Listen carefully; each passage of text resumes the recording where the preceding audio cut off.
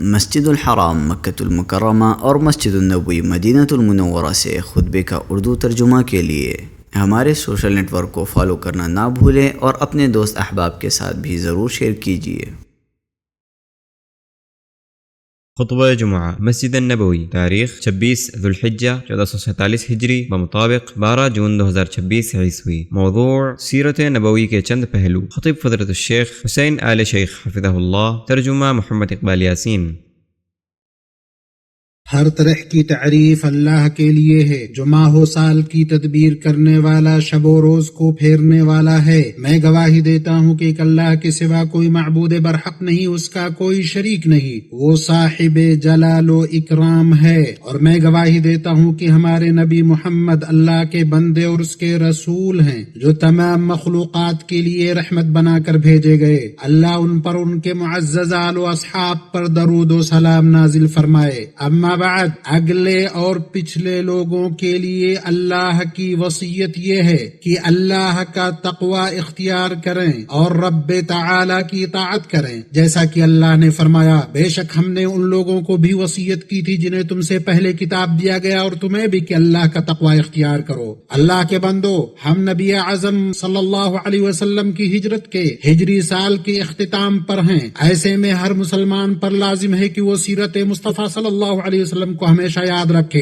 تاکہ اس کی زندگی پاکیزہ ہو اور آخرت قابل ستائش، کیونکہ سیرت کو منہج بنا کر ہی کامیابی حاصل ہوتی ہے اور اس کے مطابق چل کر ہی ایک مسلمان بھلائی پاتا ہے۔ اللہ نے فرمایا، اے نبی کہہ دیجئے کہ اگر تم اللہ سے محبت رکھتے ہو تو میری پیروی کرو، اللہ تم سے محبت کرے گا اور تمہارے گناہ معاف فرما دے گا۔ آپ صلی اللہ علیہ وسلم کی عطر بیز اور پاکیزہ سیرت کے اہم پہلوؤں میں سے ہے ہجرت کا واقعہ، بشمول ان تمام مشکلات، مصائب اور آزمائشوں کے جو اس میں پیش آئی۔ امت مسلمہ پر لازم ہے کہ انفرادی اور اجتماعی سطح پر اسے اپنی زندگی کے لیے ایک روشن چراغ بنائے۔ اسی راستے سے امت اپنے رب کے کلام پر عمل کرے گی، اس کے اسرار کو سمجھے گی اور اس کے مفہوم کو جانے گی۔ اللہ نے فرمایا، ہم نے آپ پر یہ قرآن نازل کیا تاکہ آپ لوگوں کے سامنے وہ چیز واضح کر دے جو ان کی طرف نازل کی گئی، اور تاکہ وہ غور و فکر کریں۔ امت مسلمہ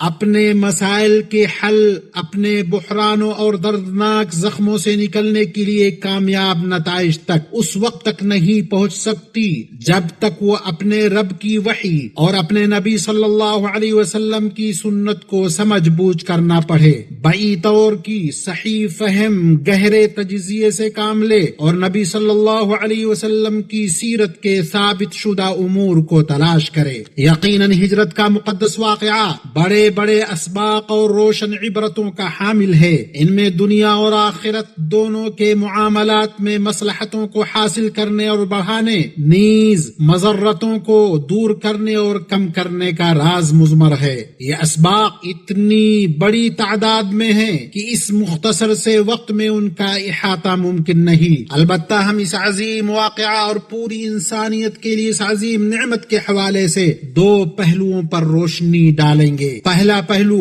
نبی کریم صلی اللہ علیہ وسلم کی سیرت کے ہر لمحے میں کچھ بنیادی مقاصد ہیں اور کچھ ضمنی و فروعی مقاصد۔ سب سے بڑا مقصد اور عظیم ترین ہدف اللہ عز و جل کی ربوبیت، الوہیت اور اسماء و صفات میں توحید کو بجا لانا ہے۔ چنانچہ رسول اللہ صلی اللہ علیہ وسلم کی زندگی کا کوئی بھی دور بشمول ہجرت کے توحید کے اعلان اور اس کے شواہد کو پیش کرنے، نیز شرک اور اس کے مظاہر کی مخالفت سے خالی نہیں، اور آپ صلی اللہ علیہ وسلم اس حال میں بھی اس کام سے پیچھے نہیں ہٹے جب آپ ہجرت کے سفر میں تھے اور دشمن آپ کو شدت سے ڈھونڈ رہا تھا، اور نہ اس وقت اس کے بارے میں بات کیا جب آپ مدینہ میں اپنے انصار کفار و اعوان کے درمیان غلبہ و اقتدار کے ساتھ ہے، اور نہ ہی مکہ فتح ہونے کے بعد توحید کے موضوع میں غور و خوض کرنا بند کیا۔ لہذا ضروری ہے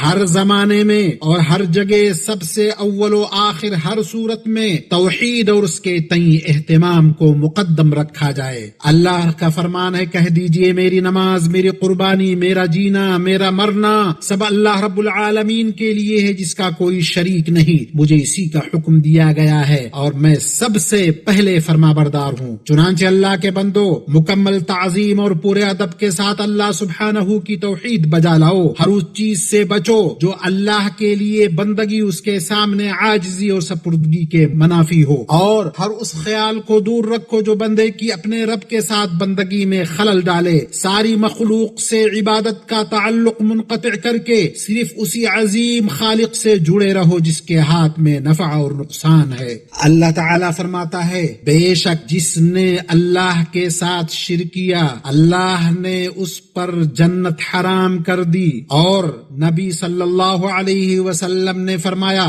جو شخص اس حال میں مرا کہ اللہ کے سوا کسی اور کو پکارتا تھا تو وہ جہنم میں داخل ہوگا۔ متفق علیہ۔ لہذا ضروری ہے کہ یہی توحید مسلمان کی پوری زندگی میں اس کا ہدف ہو، وہ توحید جس کے ذریعے دلوں اور ضمیروں کو اللہ کے سوا کسی اور کی بندگی اور عبادت سے پاک کیا جاتا ہے۔ اسی کے ذریعے ہی اعضاء اور شعائر کو پاک رکھا جاتا ہے کہ وہ اللہ کے سوا کسی اور کے لیے کیے جائیں، اور اسی کے ذریعے تمام احکام و اعمال کو دور کیا جاتا ہے کہ وہ اللہ کی شریعت اور اس کے رسول صلی اللہ علیہ وسلم کی سنت کے علاوہ کسی اور سے لیے جائیں، نہ عقلی راستوں سے نہ منطقی اصطلاحات سے، بلکہ یہ سب کچھ ویسے ہی سمجھا جائے جس طرح صحابہ کرام رضوان اللہ علیہم اجمعین اور اس امت کے سلف صالحین نے سمجھا تھا۔ دوسرا پہلو، نبی کریم صلی اللہ علیہ وسلم کی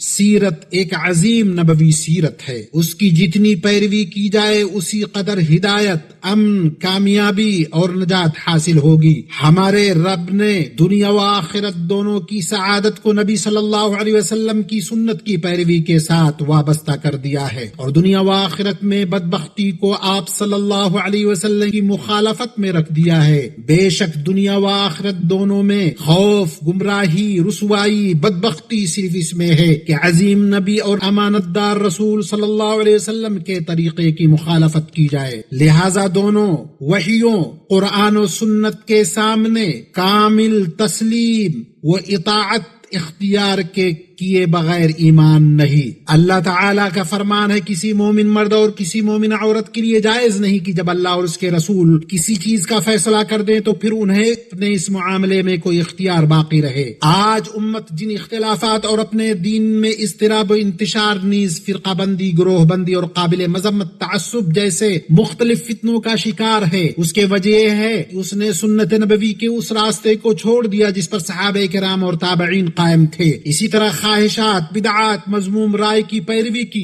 علم کلام کے مسلک، عقلی طریقوں، پسند و ناپسند پر مبنی ذوق کو معیار بنا لیا۔ اللہ کا ارشاد ہے، بس جو لوگ رسول کے حکم کی مخالفت کرتے ہیں انہیں ڈرنا چاہیے کہ کہیں وہ کسی فتنے میں مبتلا نہ کر دیے جائیں یا انہیں دردناک عذاب نہ پہنچ جائے۔ امت اسلامیہ اور امت کے علماء سنت کو لازم پکڑو، سنت کو حرز جان بنا لو، تم ہدایت پاؤ گے، متحد و متفق ہو جاؤ گے۔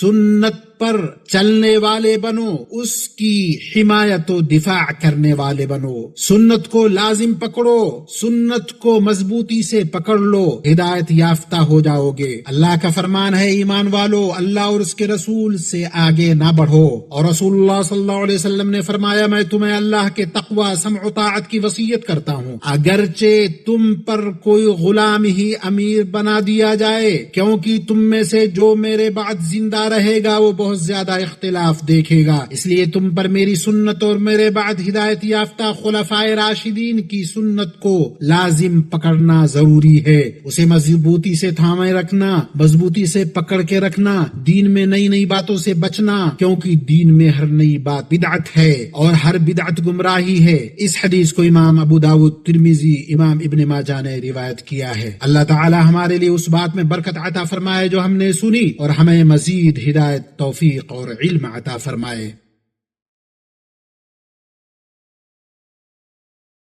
ہر طرح کی تعریف اللہ کے لیے ہے جو یکتا ہے، اور میں گواہی دیتا ہوں کہ ایک اللہ کے سوا کوئی معبود برحق نہیں، اس کا کوئی شریک نہیں۔ میں گواہی دیتا ہوں کہ ہمارے نبی محمد اس کے بندے اور اس کے رسول ہیں۔ اللہ تعالیٰ ان پر، ان کے آل و اصحاب پر درود و سلام نازل فرمائے۔ اما بعد، اللہ کا تقوی اختیار کرو، فلاح پاؤ گے، لوگوں سے بے نیاز ہو جاؤ گے۔ بے شک ہجرت کے اسباق میں سے ہے کہ جو شخص اللہ کا تقوی اختیار کرے، اس کی اطاعت کرے، اللہ تعالیٰ اس کے ساتھ ہوتا ہے، اس کو غلبہ دیتا ہے، اس کی مدد کرتا ہے، اس کی حفاظت کرتا ہے، اس کو بچاتا ہے، اسے توفیق و درستی عطا کرتا ہے۔ اللہ کا فرمان ہے اگر تم ان کی مدد نہ کرو تو اللہ نے ان کی مدد کی اس وقت بھی جب کافروں نے انہیں نکال دیا تھا، جب وہ دو میں سے دوسرے تھے، جب دونوں غار میں تھے، جب وہ اپنے ساتھی سے کہہ رہے تھے غم نہ کرو، بے شک اللہ ہمارے ساتھ ہے۔ پھر اللہ نے ان پر اپنی سکینت نازل فرمائی، ایسے لشکروں کے ذریعے ان کی مدد فرمائی جنہیں تم نے نہیں دیکھا، اور کافروں کی بات کو پست کرتا ہے، اللہ ہی کی بات سب سے بلند ہے۔ اللہ کے بندو، بے شک جن لوگوں نے ہجرت نبوی کے بارے میں لکھا ہے ان میں سے بعض نے بہت سے ایسے قصے روایت کیے جو سند کے اعتبار سے ضعیف اور ثابت شدہ نہیں ہیں، لہٰذا ہم پر لازم ہے صرف معتبر اور مستند روایات ہی بیان کرے، سیرت کے کسی بھی واقعے کو نشر کرنے سے پہلے اس کی تحقیق کرنے، اور ہم اس کی تحقیق کر لیں۔ اس زمانے میں یہ تحقیق آسان اور بہت زیادہ سہل ہے، خصوصاً ایسے زمانے میں جب کہ بیان کی جانے والی روایات کے بارے میں معتبر اہل علم کے اقوال تک رسائی آسان ہو چکی ہے۔ بے شک سب سے زیادہ ثواب والے اعمال میں سے ایک یہ ہے کہ نبی صلی اللہ علیہ وسلم پر کثرت سے درود و سلام کی پابندی کی جائے۔ اے اللہ، محمد صلی اللہ علیہ وسلم پر اور ان کے آل پر، ان کے صحابہ پر درود و سلام نازل فرما۔ اے اللہ، تمام صحابہ پر